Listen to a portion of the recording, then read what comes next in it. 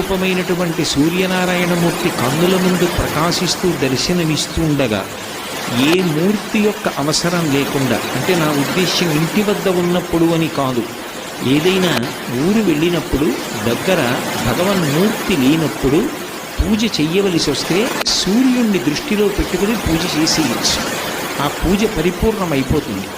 అంత గొప్ప శక్తి ఒక్క సూర్యోపాసన విషయంలో సూర్యనారాయణమూర్తి యొక్క దర్శనం చేత సూర్య ఆరాధనగా, మూర్తి లేకుండా ఆరాధనని శాస్త్రం అంగీకరించింది. ఎవ్వడు సృజించు ప్రాణుల ఎవ్వడు రక్షించు త్రుంచు ఎవ్వడనంతుండెవ్వడు విభుడెవ్వడు వాడి విధమున మనుచు వినుచు హేలారకుడై అంటారు పోతన గారు భాగవతంలో. ఈ సమస్త సృష్టిని ఎవరు చేస్తున్నాడో, ఈ చేసినటువంటి సృష్టిని అంతటినీ కూడా ఎవరు నిలబెడుతున్నాడో, ఈ సృష్టిని అంతటినీ మళ్ళీ హేళగా ఎవరు